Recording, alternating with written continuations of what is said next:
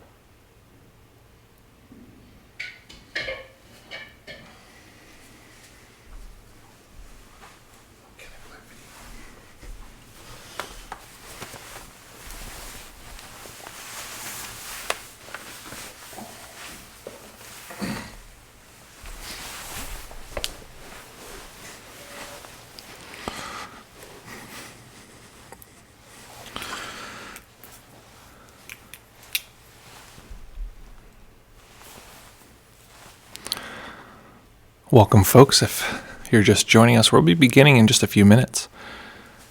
Very excited to have you here with us. So settle back, find a nice, comfy spot, and we'll be beginning shortly.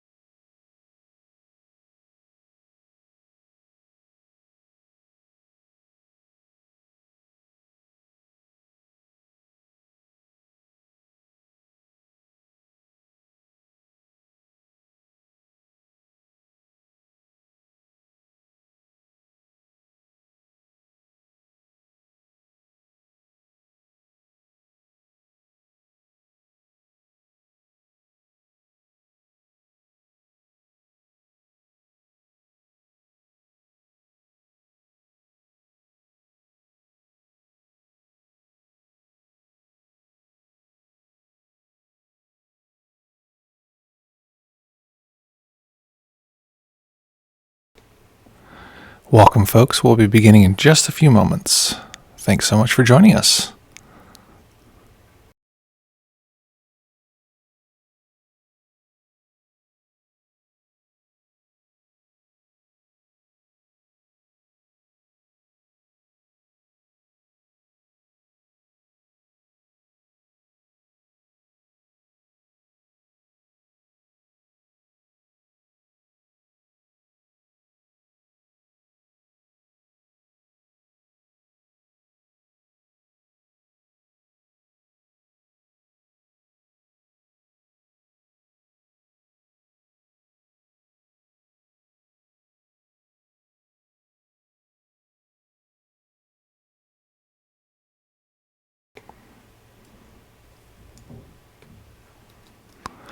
Hello, folks. Welcome, Deep Mindfulness Collective.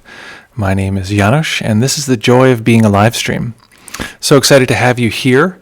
Yes, thank you so much. People are already starting to jump in and let us know what where they're coming from. I have some great, fun new features, so I'm really excited for this. So check this out. I don't know how legible this is, but we'll give it a try. So here we go. We actually potentially have the chat in the video itself. What a world we live in. It looks like the live stream still says 2 minutes away from what I can see. Hopefully, if folks can see me now, just say so in the chat. The window that I'm looking at looks like 2 minutes delayed. So I'll refresh that really quickly. Make sure I'm not going to lose anything. Nope, good. Okay. So welcome, folks. I am so excited to be here with you, and especially excited that we potentially have a few new features that are pretty fun. This looks pretty illegible on the on the background, but I did want to find a way to get people's chats in here. So let me try something else. We're going to be adjusting. We're doing a lot of live production as we're working here, so let's see how this goes. We have a bunch of new bells and whistles, and we'll see what happens in this process. Okay, I'm trying to make it so the background is a little less. Yeah, but then you can't see me. I want to see me. I don't know how to do this. Okay, we're going to use transparent background for now. Okay. So welcome, everybody. It is so delightful to see you here. If you're new, we are excited you're here with us. Didn't know you're also a tech wizard. Dustin, well, thank you so much for your kind words. I tell you what, this live stream is so technically complex. It's surprising. And we have a few new technical little bells and whistles today that hopefully will be fun for people and make it a little bit more, exciting. We always want to make sure that we're improving over time. So let's take a look here at the chat here. We have Avery. Welcome back, Avery. Avery, I'm not sure if you were here yesterday, but you were co-hosting in your role as our co-host here. If some people can see behind the chat, we have our Mindful Meds today as our co-host, and so we really appreciate that. Let's see. Maybe, I'm going to turn the chat off on the window for now. It seems like a technical thing that's fun, but I'd like to make sure that I can see everything in the screen for now, so we'll see how that goes. So, Avery, welcome back from Rochester. Lewis from Sheffield, as always, lovely to see you. Dustin from Czech Republic, again, always delightful. I think you've joined us before, I believe. Let me know if that's incorrect, but it's great to see you. Linda, hi from... oh man, you're going to kill me here. Norrköping, Sweden. I'm on a crowded bus and on my way home from work, but doing my best to stay mindful. You know what? It's so sweet to hear that people are tuning in, even from a mobile kind of standpoint.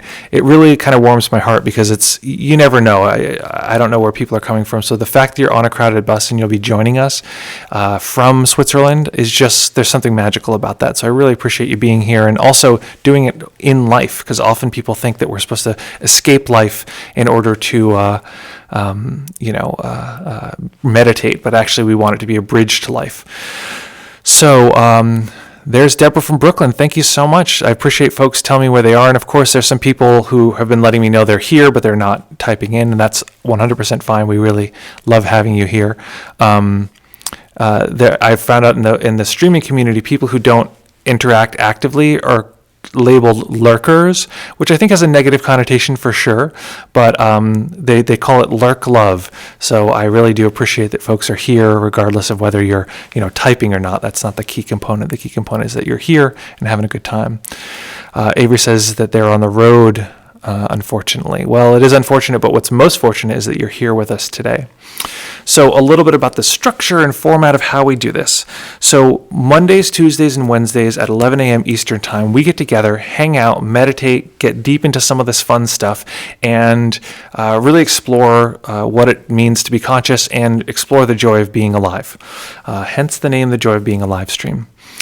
The way it works is we'll talk for a little bit at the beginning, chat any questions that people have. We'll do a roughly 25-minute meditation, and then we'll have time for reports, which are really important for me to know what's happening and to have a sense of where we're going next in the following live streams, and any questions that people are having.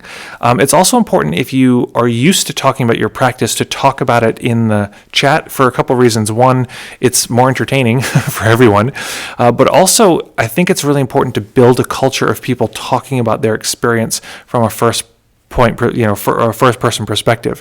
When I teach classes, public classes, if there's a new group that's not really used to me in the way that I teach, typically afterwards I'll say, so what happened for folks? And I'll wait an awkwardly long time, because I actually really like awkward silence, which you might not be able to guess by the fact that I'm typically jabbering along continuously here throughout this live stream. But I really actually enjoy awkward silence. In fact, let's have a little right now.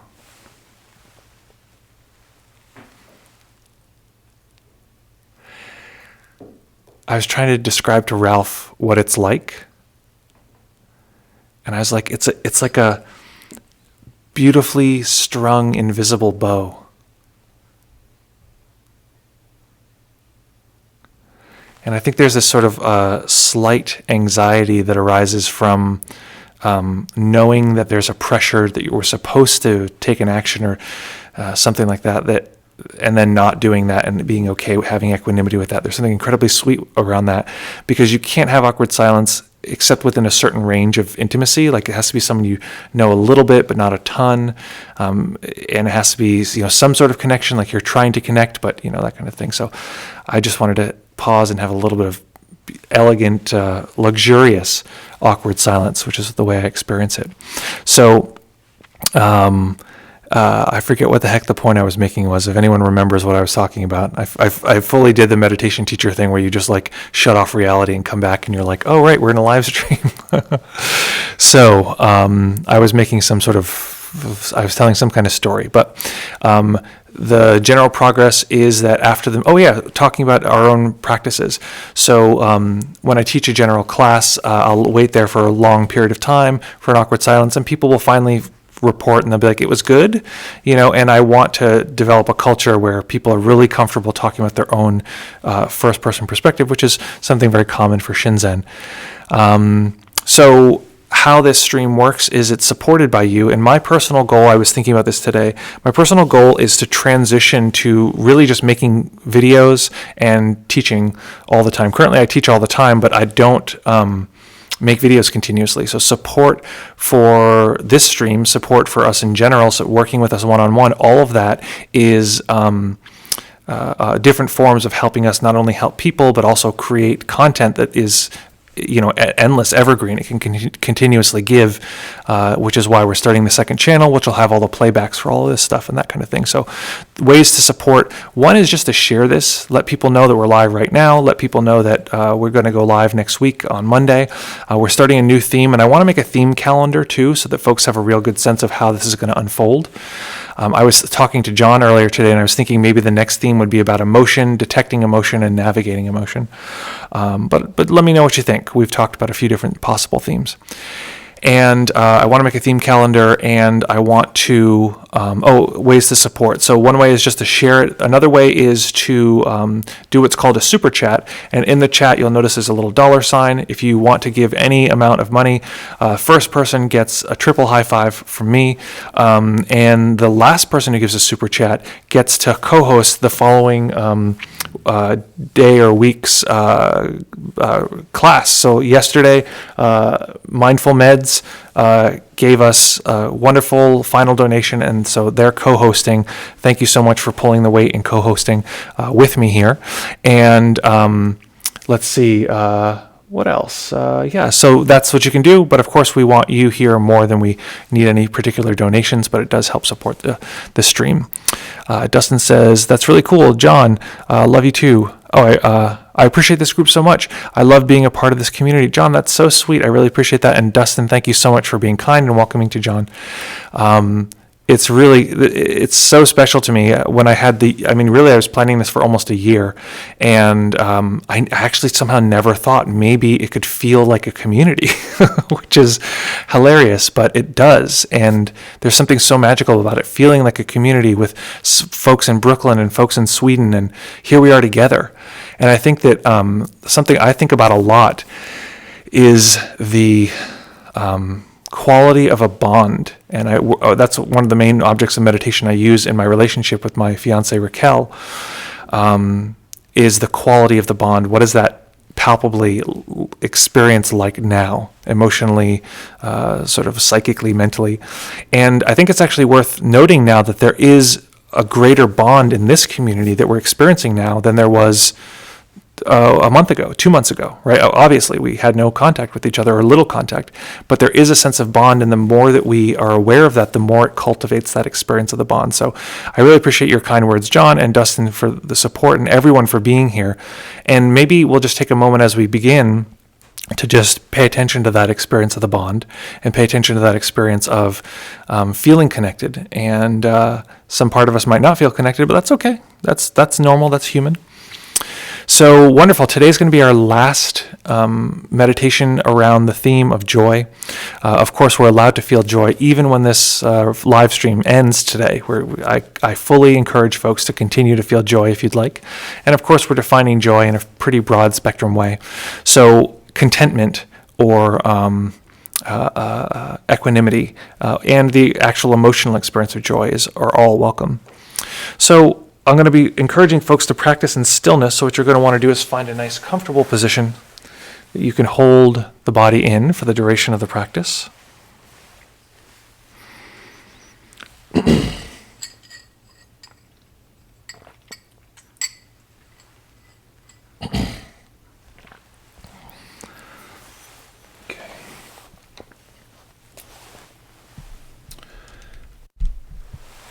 Okay, now I can hear my own voice.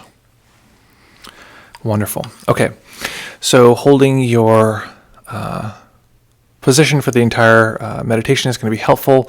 Vetoing the impulse to move the body is going to be a parallel set of circuits as the impulse to move the mind. So we're going to develop a little bit of stillness in that way. So finding a nice comfortable position. When you're ready, just gently closing the eyes.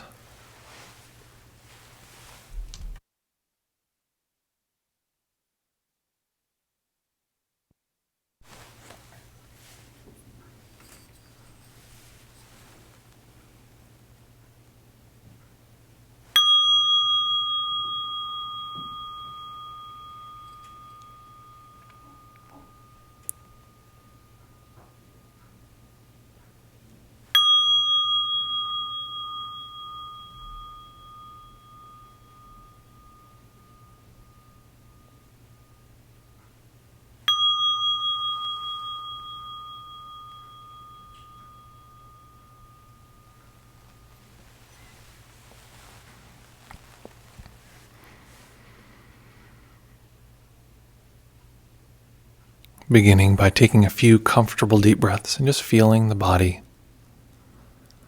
rise and fall.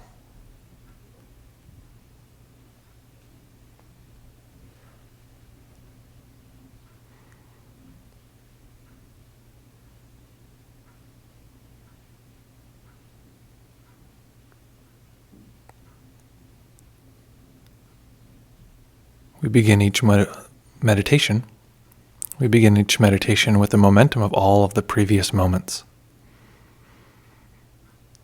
So as you draw awareness into the present moment experience of this human body-mind, recognize that what you're feeling is momentum.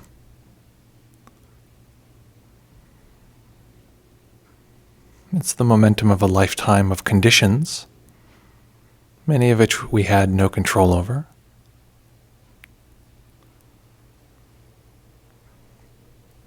It's the momentum of our previous practices, where we've worked to cultivate the skill of a human body-mind.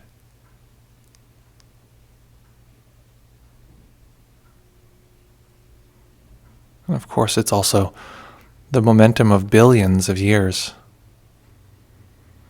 of life, expanding and changing in an unbroken chain,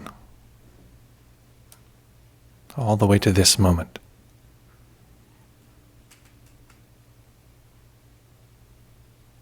So rather than thinking about that imagery or that past, feeling what that feels like, seeing what that is now, hearing the experience of a living human body-mind.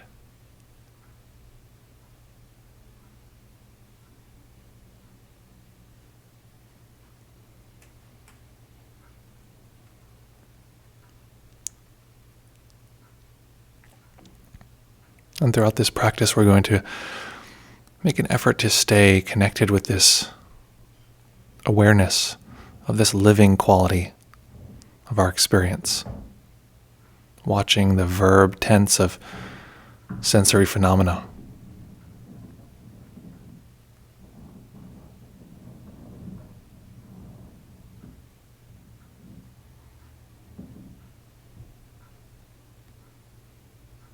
Beginning by taking a few comfortable deep breaths and just feeling the body rise and fall.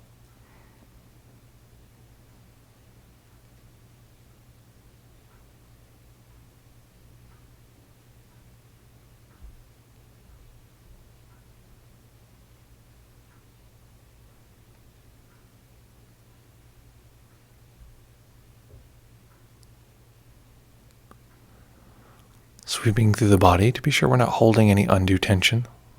So starting at the top of the head, relax the brow, relax the eyes,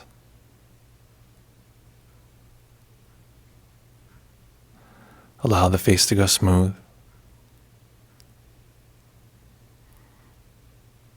relaxing the back of the tongue, allowing the jaw to go slack.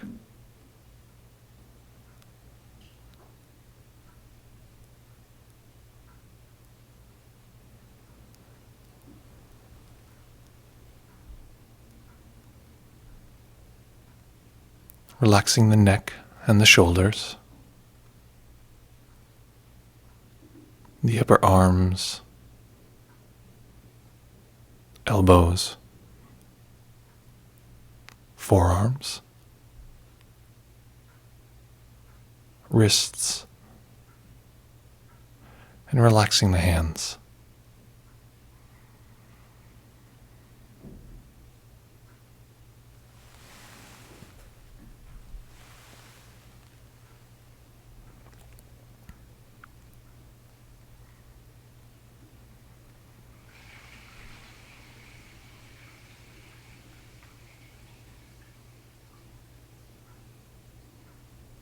Letting go of any attempt to control the breath, just letting the body breathe as it will. Feeling the natural tightening and relaxing of the upper chest and upper back as the breath comes and goes.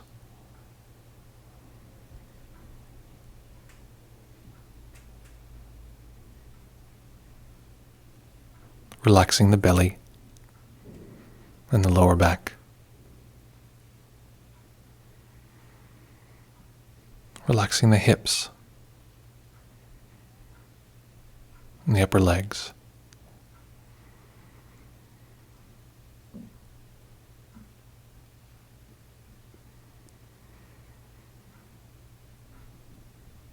Relaxing the knees and calves, the Achilles,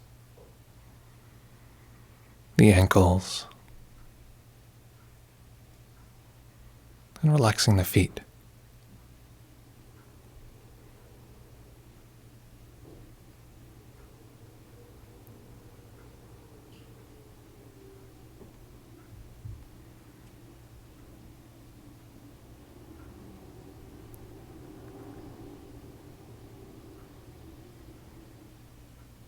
And bringing awareness to the living sensations related to breath.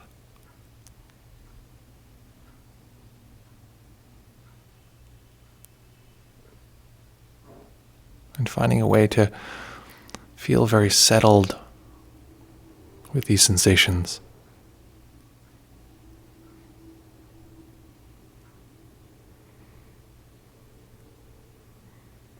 As though we are draping a large cloth over the sensations, the center of the cloth being about half of our attention, and the outer edges being the soft awareness of the effect of these sensations as they move outwards.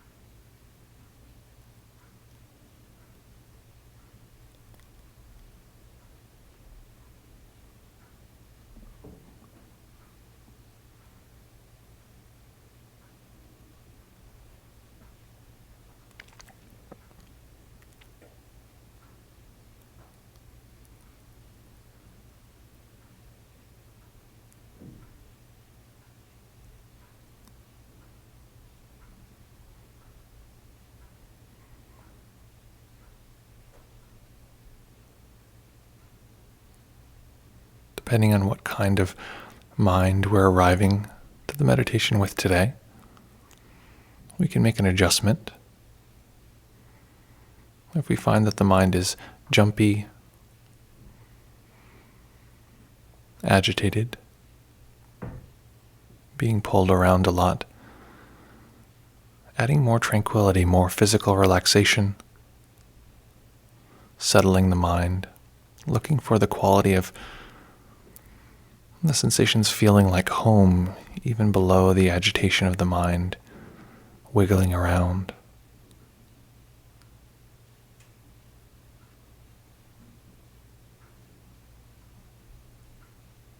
And if, on the other hand,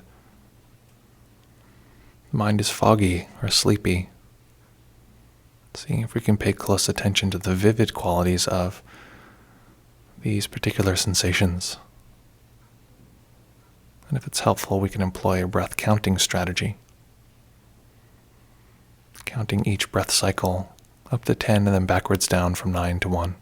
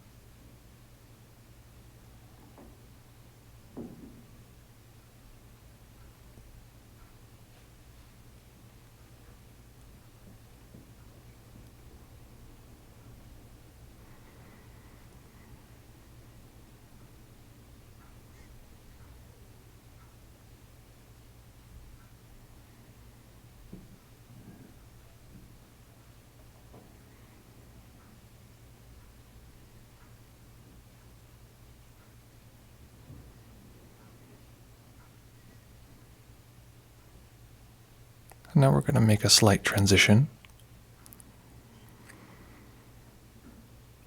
We're going to bring awareness to all of our sensory experience.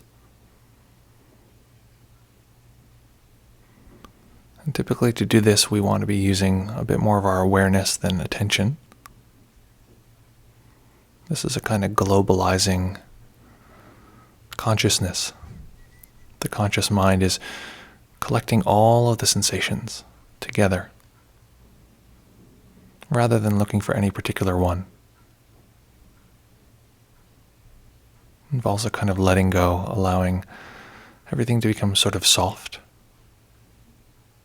all of the material together.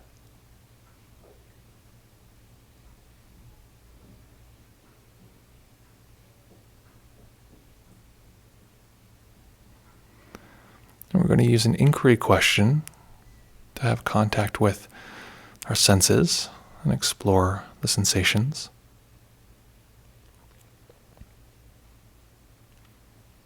And as we ask this question, being sure we don't fall into a pattern of letting the mind answer with words and images. We want the weight to be on experiential material.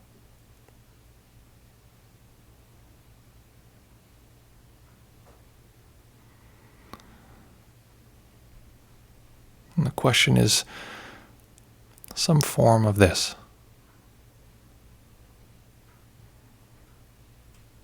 What would all of these sensations be like? What would they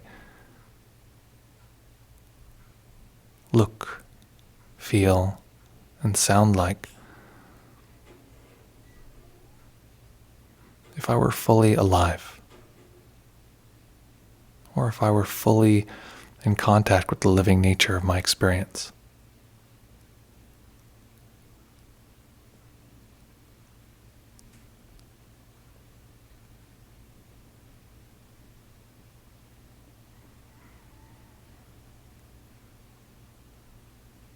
Not getting caught up in the words.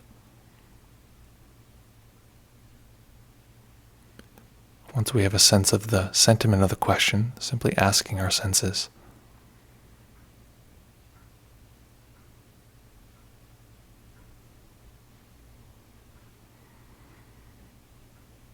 If I were fully awake to the living nature of this experience, what would these senses be like?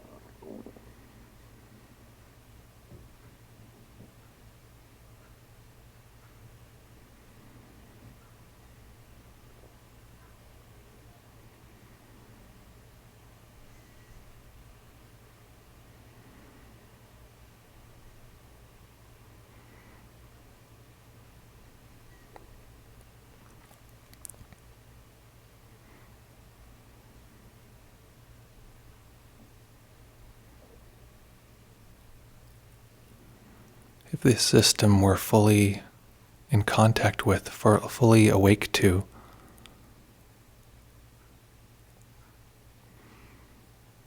the vibrant, ongoing,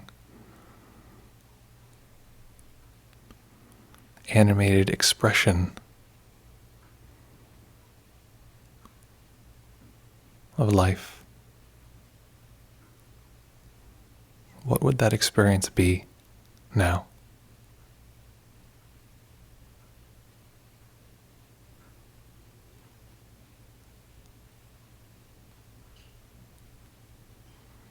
including any movement of awareness or attention,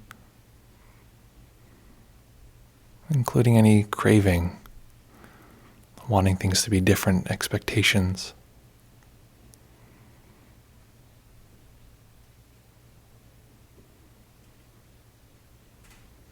No matter what's occurring, making sure that's included in this awareness of life.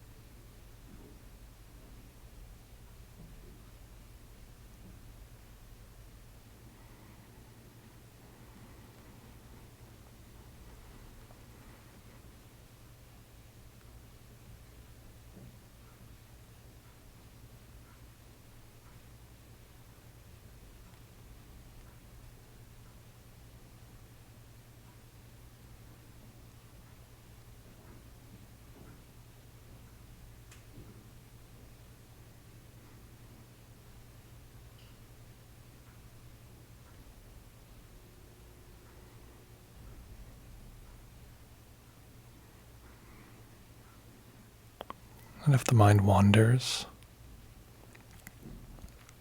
including this, including any fogginess or unconsciousness,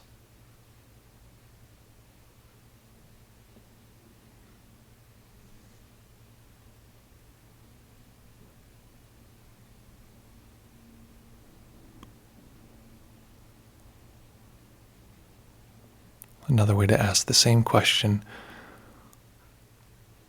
is, what part of my experience right now is not vividly awake to this experience of life?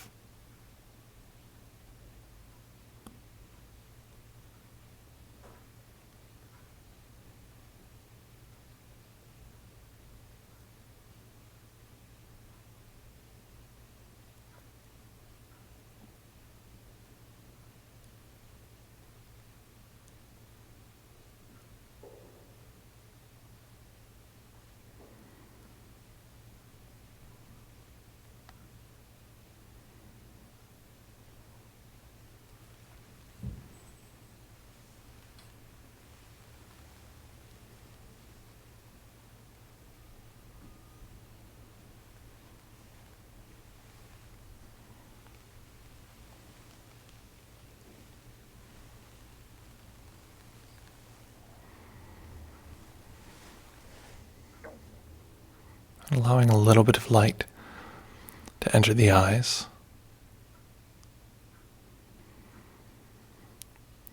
And reserving this as part of this expression.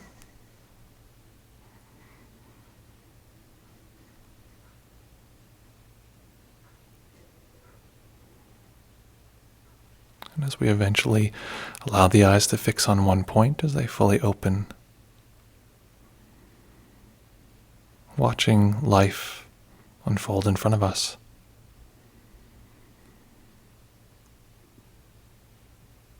Including this, what if the system were fully awake to this quality?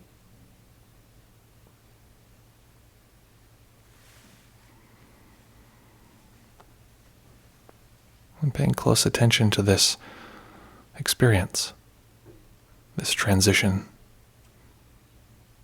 This is a simple way that we can learn to bring this practice into our daily lives.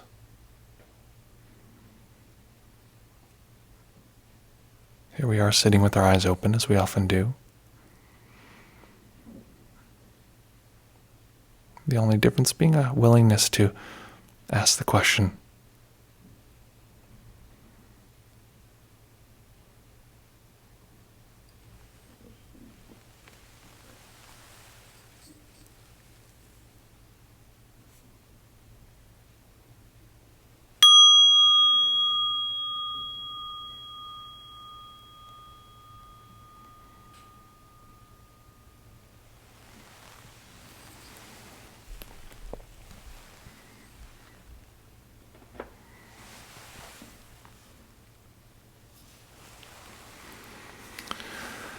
Okay. Welcome, folks. Welcome to the conversational section of the end of this practice. So we have Elijah. Welcome, Elijah. Elijah says, that'd be pretty okay. I'm not sure what you're referring to there, Elijah. Maybe to the practice itself. Let us know. So as we're beginning to transition, beginning to bring this practice into our current moment experience here together, let me know if there's any reports. What was that like? Did it relate to the theme of joy? Did it feel like it was helpful in that end? Or what else came up for people? Often the opposite will arise when we gear the mind in one particular direction. So let me know in the chat. So I want to show folks, because we didn't do it today, even though I literally was racing to get this finished before the end of the practice, before we started the practice. How does this work? Okay, so this was the idea. And I'm not sure how to make this play, though. This is a video, so it should be playing. I can't tell if it is. Oh, it is. Oh, yeah, so that was the idea, is to have an overlay. See, we're getting really fancy over here. That overlay is actually just a timer. So it's similar to our minute meditations, where we have a circular timer going in place. If anyone doesn't know, we do a bunch of minute meditations on Instagram where we're guiding short bursts of all of these different techniques and minute-long things with a timer that looks a lot like this. So, wonderful. So what was that practice like? What was this entire series like? We just finished our Joy series, and now we're going to be transitioning. But what was that like over the last few days? To connect with that practice, to connect with each other, to reconnect now. I was connected with my own experience, but now I'm reconnecting with a sense of connection here with us in the group. I should probably take this felt sorto. I'm not sure. I'm not familiar with that term. I don't know if you hit enter before you meant to, or said sort of similar to do nothing practice. Wonderful. And Lewis, have you done a fair amount of do nothing practice in the past? Because often that's people's experiences. They'll do one practice a lot and say this practice feels like this other practice. I should probably take the guided meditation symbol off because people will be highly confused. Okay, great. So I've done a little, yeah. Well, wonderful. I'm glad it was of interest. And, there is a relatively close correlation between a do-nothing practice and an inquiry practice from a Zen tradition. And what we're doing, in a sense, is a kind of Zen practice where we're inquiring to the sensations, inquiring not to get a mental answer, but to get a sensory answer, ideally without a mental overlay on top of it. It's interesting because there is this sort of, I don't want to say mental overlay, but there is this perspective that we want to take, which is we're looking at it as a living experience. And so there is a shift there. So wonderful. And what else? I feel like in the meantime, while folks are writing any reports or what happened for them, how that was, any challenges that arose, I'll just take a moment and share a couple updates. So as many of you know, Rakhel and I, my fiance and I, are getting married in July, on July, what are we talking about? July 13th. Hope I have the date right. That would be embarrassing if I got that wrong, especially on the day. But we're getting married, and so things are moving along very quickly. We're sort of trying to decide how we want to sort of structure things. It's going to be very informal to some degree, and it's also going to be very sort of a little bit open-ended and sort of fun and that kind of thing. And it's going to be in Poughkeepsie in this giant cathedral. It's just quite beautiful. So something I wanted to try here today was connecting to a... let's see, is this the web? No, this is not it. Is this the web stream? No, that is not it. Where is this thing? Oh, here it is. Okay. So I wanted to try to connect to the internet and see if we could watch something. I'm going to watch a couple seconds of this thing because I'm curious about if we're able to do that. So I want to let's take a look here. I think I want to do some responses to videos and that kind of thing. So let's see. How about this? What is self? There is I see. There's some sort of very loud sound happening in my ear. I don't know if anyone else can hear that. Here, this is the sound that I'm hearing. So I'm going to mute the computer. I don't know what just happened, but something just happened. So I wanted to watch a video, and I wanted to see if we could hear it too, but I have a feeling that, no, that is not good. Something is going wrong here. Okay, I'm going to try to play this and see if it works. Okay. Everyone's favorite goat-faced man. I love this guy. So he's also a little funny. So I want to see, okay, can folks hear this? What is self? Good. It looks like we can hear it. Now I notice that it's spelled with a capital S. I don't know whether it's a mistake or on purpose. Probably on purpose. There's one self, that's the illusion. So I wanted to, let's see here. How do I get myself back? Okay. So.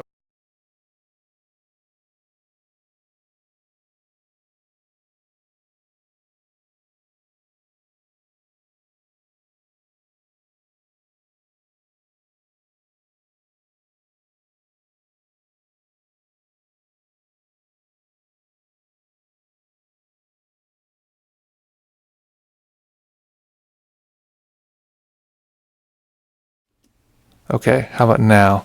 Now you can hear me. So sorry about that. So I wanted to play the video and see if there was any. I wanted to just take a minute to try if that was possible. Okay, so let's see here. Yes, can hear. Oops, I think you closed the system. Cannot hear you. Now we can't hear you. Also curious about the goat-faced man. Had to say about self. Yes, I could watch this video if I clicked on it. I could watch this video if I clicked on it. So, Linda, I'm not sure what you mean there, that you could watch it. Do you mean like, hey, I could watch this if I wanted to, so leave me alone? Or if you're asking if you could click on it and watch it also. I just wanted to play something for a second and then potentially open a discussion from there. So I wanted to play the little bit of my favorite, I call him goat face, but it's sort of like, I say that very jokingly. He's very unself-conscious about his own appearance. And he said before, he's like, it's a good thing I'm not self-conscious because I'm not a very, good-looking person, which I think is just very humble and kind. And I really do love him. The Eckhart Tolle video, you could watch it. Okay, well, okay, let's see. I'm hoping I'm still, it looks like I'm still here with you guys, so hopefully we didn't just lose the whole thing. The stream looks like it's still going. Good. Okay, well, I'm going to pause. I'm not going to play anymore because, Linda, you're saying that the image showed up on your screen and the audio showed up on your screen. Okay, great. So that's just, I had to click the button to say try again. You know what I think it probably was, is that somehow that interrupted the stream, and the try again was actually just starting the stream again. Okay, that's my guess. Let's see, I'm closing another application that's a giant application. Okay, so I wanted to try playing something and see what happened. I'll just make a couple comments on this, and then maybe we'll actually dive into some of the material a little later. So the commentary on self and his particular commentary I think is interesting. The thing that I find I like a lot about Eckhart Tolle, and the thing that I find most problematic about him is that he speaks from a position of experience, but often not from a position of kind of, I don't want to say earned experience, but a position of cultivated experience. He had a sudden awakening experience that he often just says, just wake up, it's right here, there's a way in which that's true, but for many people it's a very slow, progressive, detailed process. And so he doesn't have a lot of personal experience with that. So he can talk about it in general, but it's sort of abstract for him. People like Shinzen, people like myself, the process of waking up is very mechanical. It's very piece by piece by piece. And so that's what I was going to kind of get into in a larger sense, but I wanted to just first check if that would work. So as we're beginning to wrap up the stream, I'm going to try this one more time, because each time we do it, we get the technical details worked out. This time we realized that you could hear the video, but you couldn't hear me. So let's see. We're going to try one more time. I really appreciate folks sticking around and just being our test pilots for this. Let's try to get this going again. Check. Okay, you can hear my voice currently. I'm going to hit play on this and see what happens. Oops. That's the wrong video. Okay, hitting play. That is the identification with the mind and the ego, which is the unobserved mind. And there's a self that arises there that is a dreadful burden to live with. You carry around, most people for their whole life, they carry the burden of a mentally defined sense of who they are. Okay, great. And can folks still hear me? Is that still seems to work? I hear you breathing too. Hopefully I'm not breathing too heavily. There's a lot of background noise in the in his video too. My stream crashed. Wasn't you? Okay, great. So I think that somehow it made a bunch of people's streams crash, something that I did. It's possible that there was just too many applications running at once. This is part of the magic of, learning to do all this. So I just want to comment on what he's saying, and I think that this might be a fun thing that we could do in the future, is actually you guys can pick videos that we want to watch and make comment on, as long as they're not terribly long. This video is 5 minutes, but even yet, we were only a minute in. One way I like to look at the experience of self is that it's this sort of pernicious hologram, and that this system and all the sensory components seem to be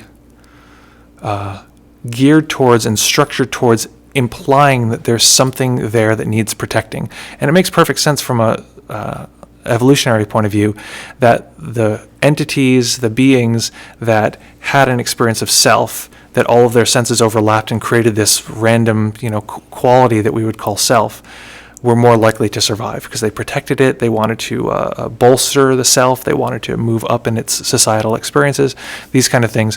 And so it's basically a lot of our it's an effect. It's an effect of our senses overlapping and rubbing against each other and creating this sort of hologram sense of self. So let's watch another minute of this, and then we'll see what happens.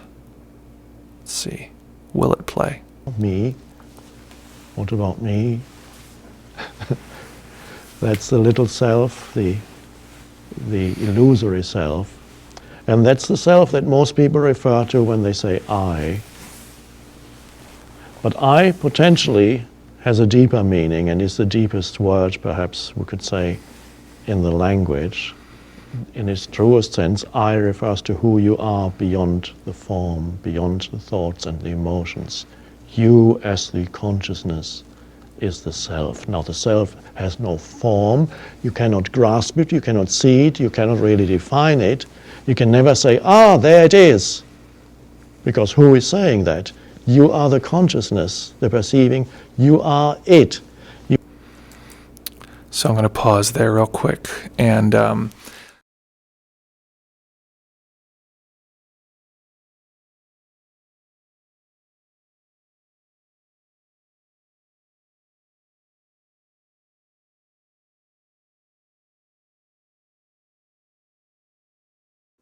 hello, check. Sorry about that. I'm seeing what's happening here. I get that's what's happening. Okay. So there's I realize what's happening is there's a switching issue happening. So I'll make sure that doesn't happen again. So what's happening here is that he's I was going to say conflating, but he's actually navigating this sort of very narrow ground. And what's interesting is it's actually the ground that's the relationship between a sort of Buddhist and a Hindu relationship to the experience of self. In Hinduism, which is really Buddhism, is like, it's the sort of late stage Hinduism to some degree. There's a lot of Hinduism in Buddhism, but there's a major difference. We often talk about the three truths of Buddhism, the three, that there's impermanence, non-self, and suffering, that those are the three fundamental truths. But what people often don't talk about is that those were a polemic, an argument against Brahmanism, which had their three truths, or the three realities of Brahmanism, which was true self, bliss, and true self, bliss, and timelessness. Is it timelessness is what it was? Permanence. And we can have the same experience. We can experience something as being totally timeless and permanent, and often that's what people relate to awareness as. It's the unchanging thing that's always aware of our experience, and he's sort of talking about that, saying, "Oh, we're always aware," but also, or that awareness is continuous and it has this sort of ongoing quality. It's that which knows, and it sounds kind of abstract, but if right now you know that you're seeing.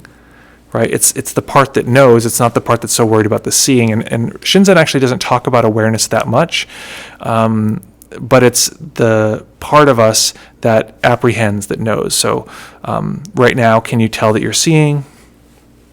Pretty straightforward. Can you tell that you're hearing?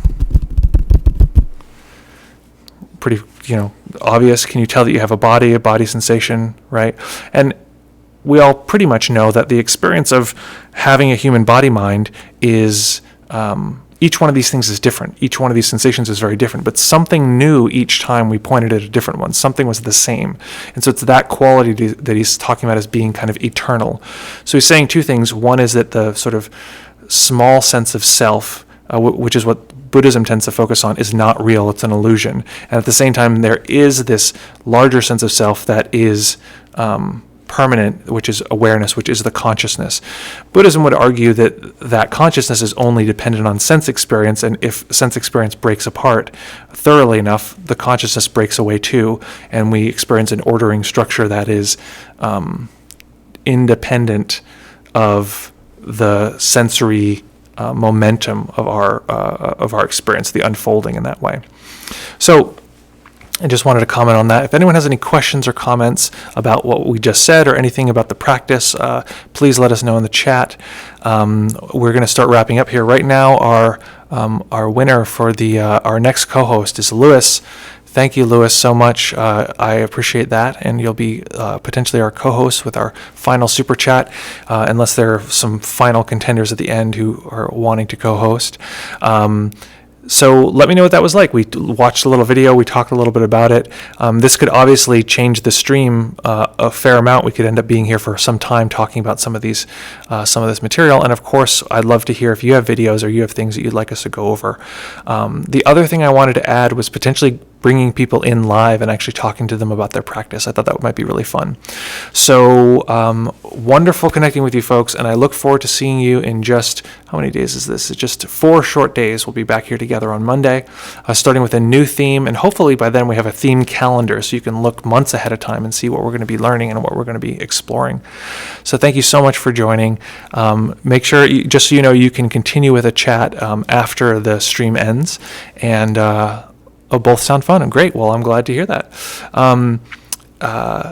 Looking forward to seeing everyone soon. So you can continue to chat for, I think it's about 2 minutes after the chat ends, after the live stream ends. And look forward to connecting with folks soon. All right. See you soon. Have fun, folks. Bye. Bye.